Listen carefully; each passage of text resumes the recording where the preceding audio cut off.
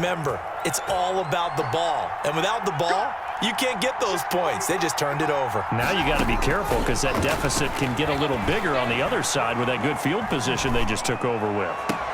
Completes it to Davis. And inside the 20 before he's brought down.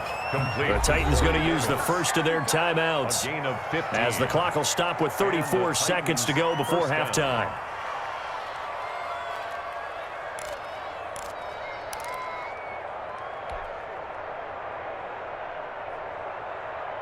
So the ball down to the 16 here for 1st and 10.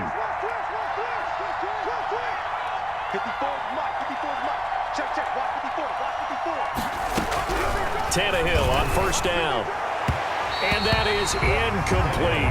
Derrick Henry, the intended receiver, out of the backfield. But it's going to be 2nd down. You could tell they wanted to get that ball downfield, but they had nothing working in the secondary, so he dropped it off to the running back. That one ended up incomplete. An incomplete pass on 1st down. That leads to a 2nd and 10. Back to throw, Tannehill. And this is caught by Evans. And he's down inside the 5 at the 4 before he's out of bounds. A solid pickup of 12 yards, and now they're knocking on the door. Well, that certainly has to feel good, and it's not all the time that the play caller should get all the credit. Sometimes I think in the huddle, the quarterback just says, hey, who's going to make a play for me? I just need something right here. And the end result there, nice 1st down. Drive keeps moving. Again, Tannehill. And he takes a shot on the release as this will be incomplete. I think he's got to be careful not to force anything into coverage right there. There weren't really any throwing lanes. But the best part for him, he's got 2nd and 3rd down to fall back on. 2nd down at 4.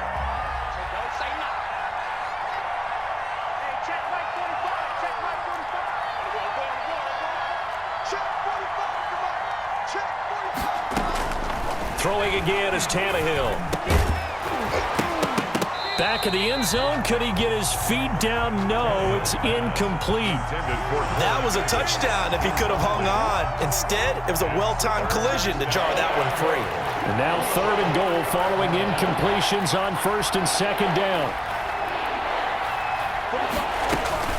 Tannehill throwing again. The Bucs defense stiffens and pushes this to 4th down. Incomplete. It's 4th. So out comes the field goal team now for the 2nd time here today. From the right hash, and this one just a chipping. And the 12-year veteran knocks it right through. And the lead stretches to 6 here. It's 13-7. Still a little bit of time left here in the 2nd quarter, but they do get 3 before the half and expand that lead. And they have to be happy about that. And we haven't met a team yet that doesn't put an emphasis on trying to get points on the board in the last 2 minutes of a half. They'll be real excited to have those up on the board. Takes this about 5 yards deep. And he'll be brought down shy of the 20, so the decision to bring it out of the end zone, not a good one. Take over 1st and 10 at their own 18-yard line. The Bucs offense set to begin their next possession. Likely time for just one final play, and then it'll be off to the locker room to talk about how they can erase this deficit. Yeah, and I think a lot of people look at it and go, well, maybe you take a shot here. Maybe you get some momentum going into the half. What's the flip side of that? You do something crazy, quarterback gets hit, ball comes free, and now you're down an even bigger margin. Go ahead and take this one, go to the locker room, start over. 1st and 10, and they've got 3 tight ends out there. A jumbo package look. Here's Brady. Airing this one out for Evans. It got his man complete. And able to rip off a big chunk of yardage before being dropped inside the 40.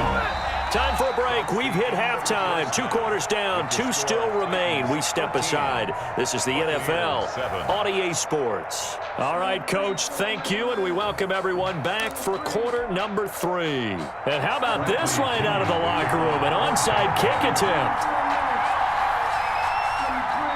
The Titans hold the lead, and they'll get the football first as the 3rd quarter gets underway. A very interesting call and one that backfires. I know they're losing, Charles, but boy, to start the 2nd half with the onside kick, risky. Felt like a sense of urgency from their side, coupled with, you and I both know the special teams coordinators. They sell their key plays each and every week to the head coach, don't they? And I'll guarantee he's been selling this one. We can get it, coach. We can get it. And that came together with that sense of urgency you talked about.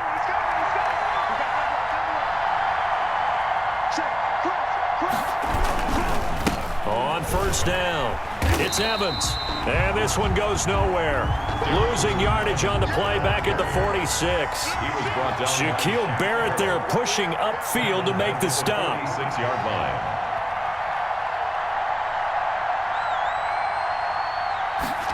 They'll run the jet sweep with Brown. And down inside the 40 to about the 38. Call it an 8-yard pickup, and it'll be third down. A gain of 8 yards. And it's third down.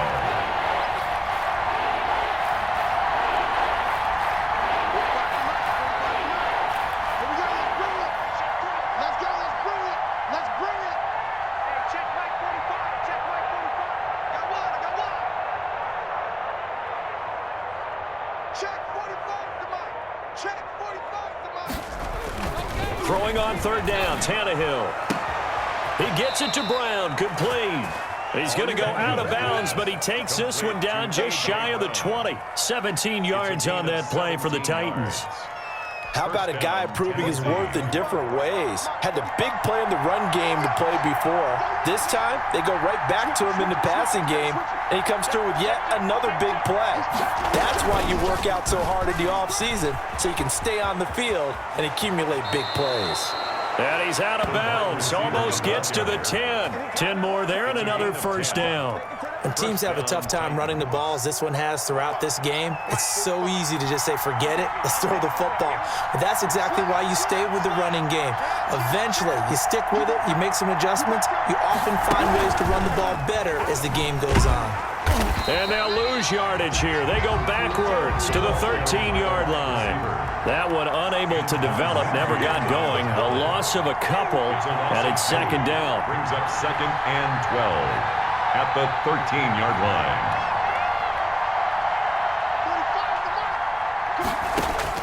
To the air again, Tannehill. And he'll be hit as he releases it, and that'll fall incomplete. Oh, that's got to frustrate him a little bit because it nearly got to him there, and it would have been the first sack of the game. Instead, they're able to influence the release, and they did force the incomplete pass. An incomplete pass on that last play, and that means they'll need to come up with something here on third down.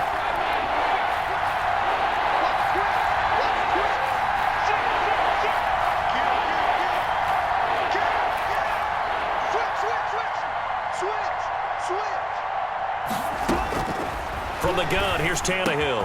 And he will score. Touchdown, Titans. Touchdown. From 13 yards out. And the Titans are able to extend their lead.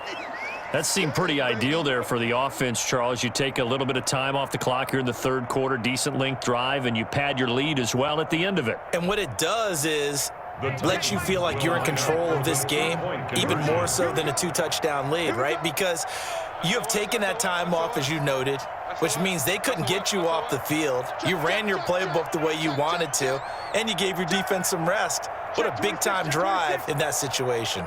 They'll try and run here with Evans. And he will get into the end zone to extend the lead by 2 more.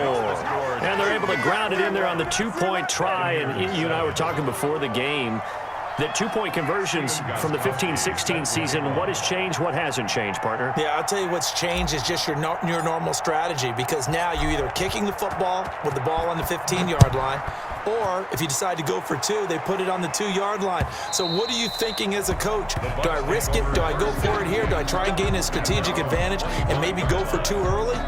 That's what people are wondering about. The Tampa offense ready to get their drive started. They trail offense, first time to touch the ball in quarter 3, and we'll see what they can do. And I can't wait to see what they have planned, because some teams script to start a half. Other teams just go, okay, these are the sequence of plays we want to run. These things worked well for us. And sometimes they throw in that big chunk play right away. And Brady going to be intercepted a third time. Picked up by Dane.